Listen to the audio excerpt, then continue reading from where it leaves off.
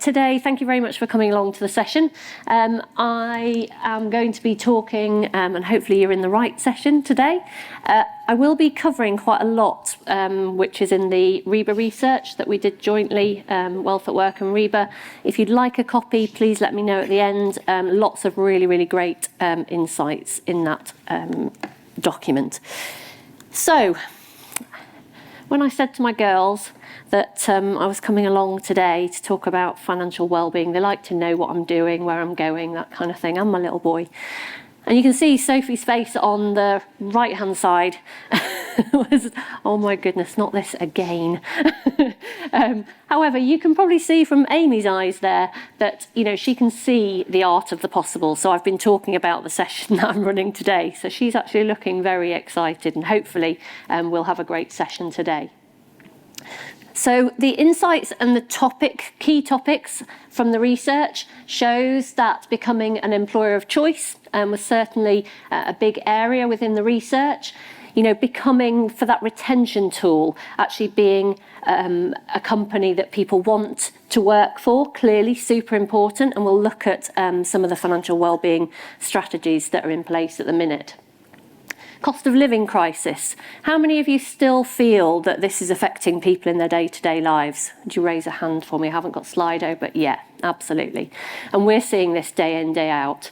I think, you know, all the elements of cost of living haven't gone away. And in fact, what we're seeing in particular are things around mortgage rates. You know, people's mortgage interest rates are going up and people aren't getting a pay rise. So how do we give a pay rise without giving a pay rise? Hopefully we'll cover some of that shortly, because if people can understand the fantastic benefits that you offer as an employer, then hopefully that will aid with that retention piece and their understanding, and things like discount vouchers can go a long way if people understand how they work to giving them a pay rise. And I mean that quite seriously, because we see through education that, say if you've got a discount voucher of 5%, something like that. Anybody got discount vouchers that you offer? Yeah. 5%, we see it time and time again, people will switch off. Because they'll think, where is my login details? Where do I get those from? But actually when you put up on the screen that 5% for a family of 4, you know, can actually make a £60 difference to their shopping bill each month. You then do the simple maths. That actually makes a big difference for people.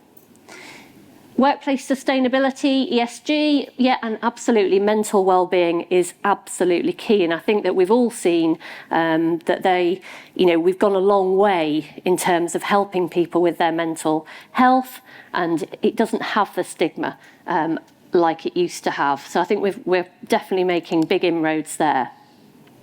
Financial distress in the workplace, let's be honest, if people are worrying at work about their money, you know, they're going to be less productive, and it will be causing them stress in their work life and their home life. So hopefully some of this that we'll talk about today, you know, we're seeing certainly these trends. Carer costs. Did anybody do anything specific around Carers Week in the audience? Yeah, because it's a really, really big thing, isn't it? If you're, you know, having to look after somebody, whether that's in the home, you know, family members, etc., it puts a big strain on people. Ageing workforce, absolutely. You know, we're seeing a lot of employers looking to put in place specific programs around helping people with targeted approaches to retirement. And there's that whole thing around, you know, it's a bit like the mortgage point that we've made. So can you be mortgage free at 53? It's kind of changing that narrative. We had a campaign working 9 to 5. Or 2.95, which I hope I don't have to do, but, you know, just kind of trying to make some of these topics, which are very serious and affect people's lives, just more fun. So you only have to look at some of the stats around people's savings. I mean, the one for me, 1 in 6 people having no savings at all at the end there is absolutely frightening.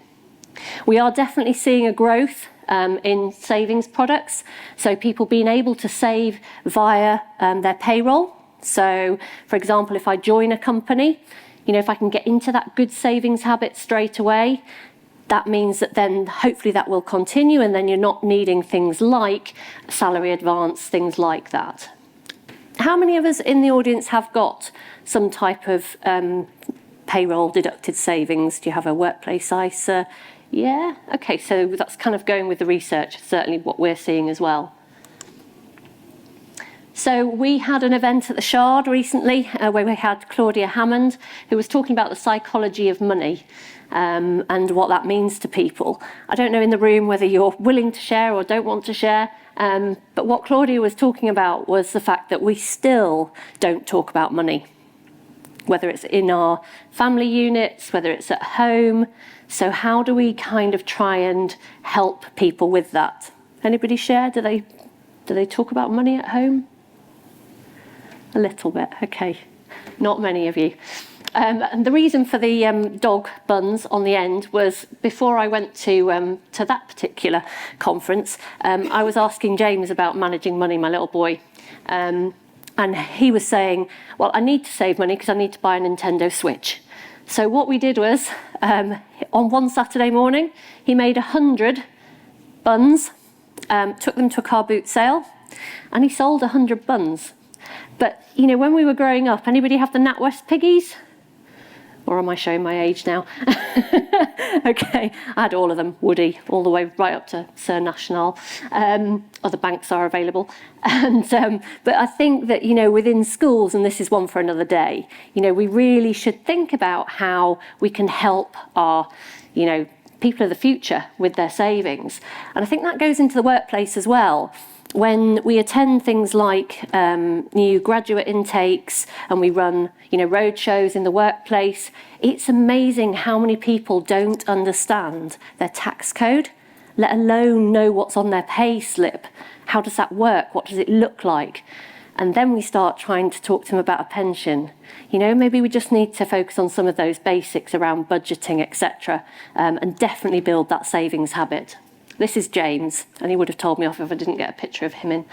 I haven't got these bottles, but I am assured that they are arriving. So before you leave today, please come and grab one.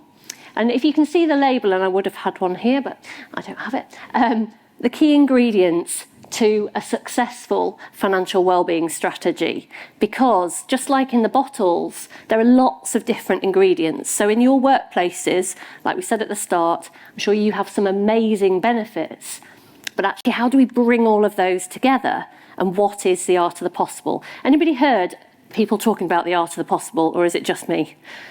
I'm getting a few nods, yeah? I'm hearing it time and time again. We're getting clients saying, you know, come in, tell us what the art of the possible is. Well, that's within your gift. And that's why we're all here today, clearly focusing on how we actually crack some of this. Janet Cooper, who's also here today and is a very good friend, I asked Janet if she wouldn't mind just giving me a sentence as to what she felt, you know, was the art of the possible when it came to financial well-being. I'll just give you a minute or less than a minute to just read that. And I think that is so key. It is about being creative. And the storytelling, absolutely, 100%. Because in this room, if you've put in place financial wellbeing programs, have you used kind of cohorts within the business to be kind of the... Anybody want to share any that you've run? Have you used people within the business to actually, you know, be the ambassador for that program? Yeah? Because it's a great way, because quite often, you know, people will listen much more to their colleagues rather than either the company or somebody external coming in. For me, this really sums up, I think, where we're heading. How many of you have put in place focus groups with perhaps your mental health ambassadors, other kind of HR colleagues before you start a program to really understand what the understand what the objectives are, because everybody's got a different journey within the workplace. And as you can see here, if we've got Sarah who's on day one joining a new joiner session, what does that experience look like? As well as becoming welcomed into the company, understanding those key benefits that are going to make a real difference to the journey as part of, you know, working for yourselves. Signposting is really key to your benefits that are there to help, you know, encourage great savings habits for the future. Surveying, yeah, I know we were talking about data just then. That is so important, and along that journey, that feedback's going to change. Yeah, if programs are working, you'll get positive feedback, you can use that to share with other colleagues. And absolutely, in terms of those positive actions, I know you're just talking about return on investment. I think that we're definitely seeing that companies are being able to measure that return on investment, because if you put in place, say, a pensions program, retirement program, and you can monitor what actions people take following that education. Do you see people, because they've gone through budgeting, are they then looking to increase their pension contributions? Those type of elements, which I think, are really, really key in terms of that success factor. And just out of interest, have you kind of done this type of analysis at all, where you're looking at the different age ranges within your company? So we've got here Louise, early career. If you can see, and I know it's very small text, but hopefully it gives you an idea of the detail that is going into the planning with these type of really successful financial wellbeing strategies. We're looking at their concerns, because that's going to be very different for Louise than it is for, say, Tom, who's coming up towards retirement.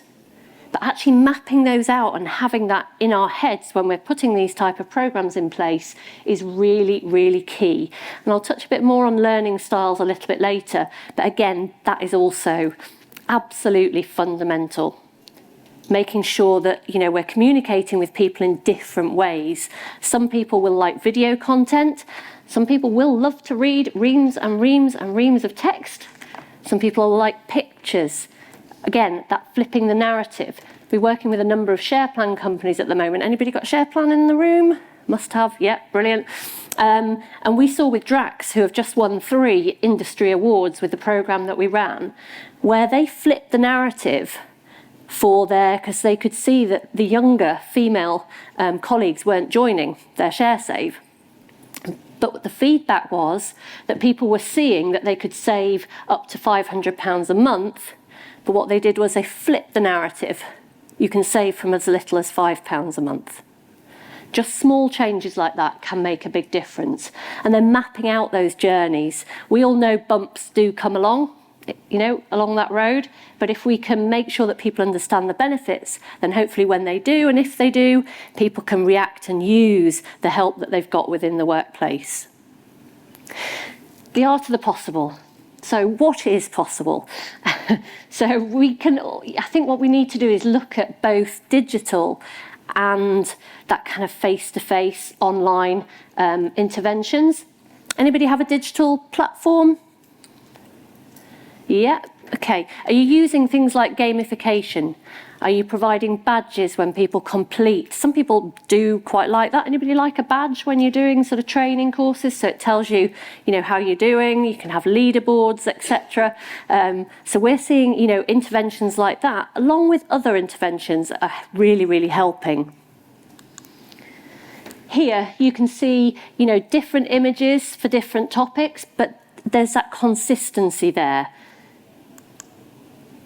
You can also see some of the news articles, which people are, really finding helpful alongside education. So people can get the latest information that is relevant and using that AI to actually look at what people are clicking on, click rates, what people are reading, how long they're reading it, so that you can get the video sort of content if you're going to provide video content in a timely manner.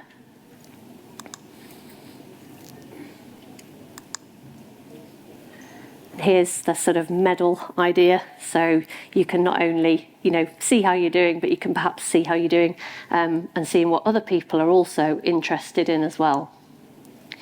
The data, which was just talked about here, is absolutely critical. You'll be able to get the information around how many registrations you've had, visits on different areas of the platform, for example, and also feedback.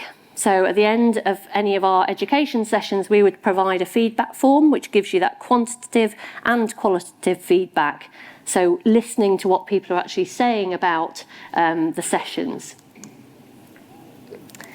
So we talked about that cake mix. So it could just make a really simple cake. And yeah, I have made all of these. But it's about kind of making your financial wellbeing strategy really stand out and something that people are going to talk about. Now, we touched on learning styles, and I don't know, has anybody heard of Makaton? Perfect, brilliant, that's great. So, as we mentioned, people do react differently to different types of communications, visual, all the different senses that we've all got. And I think for, the D&I element and for inclusivity, I just thought this, for me, I'm hoping that what it'll do is it will cheer you up this afternoon at the end of this session, but also give you some food for thought. It's a very, very short video, but I just think Bobby is amazing. And if we use more of this in our workplaces, I think it would be fantastic. Hi everyone! My name is Bobby, and today's sign is sunshine, sunshine. And see you next time. Bye! Bye, Bobby. Okay. It was coming. So thank you very much for listening today. As I say, I think some interventions like this are fun in the workplace. They're appealing to different learning styles. And I think the more that we do that, then the more successful these type of programs will be. Have I kept time? You have, yeah. Wow. We've got time Probably the first time. time for a question or two, I think. Yeah. I had one, I can't go onto the slide at the moment, but I had one question about all of the kind of the platforms and the tools. They've obviously got all of that support available for people who, respond to information in different ways. But how do we get people to engage with the platform proactively? And what kind of stats or data have you got on how often people kind of engage with the platform when they've hit a problem, and what we can do as employers to kind of make sure that they engage with it on a consistent basis? Yeah, absolutely. And I think that is absolutely critical in terms of so there's two things probably for me that make these type of interventions successful. One is the focus group, 100%. We saw with Drax that, for example, when they were planning their programme, platform, etc., they pulled together that focus group. And they actually had, because they'd analysed the data to see who was participating, who wasn't, they actually used Beth as the Beth test going forward. So everything was kind of run through Beth. And throughout the programme, Beth was a consistent voice for people. So I do think that if you can give yourselves the time to pull together, whether it's unions, HR business partners, your mental health ambassadors, the people on the ground within your business will be hearing what people's concerns are and therefore can really help shape your programme. And then definitely around the kind of teaser campaign, are you being really clear in terms of the messaging that's going out as part of that, I know, kind of use this buzzword, but that holistic programme, so it brings it together. And don't try and do everything all at once. You don't have to crack everything in the first sort of month or two. Make sure that it's a longer term programme. That's certainly what we're seeing. Brilliant. Thank you. Thank you. I think we are out of time now. Right. So if you could give Sarah a round of applause for the final session.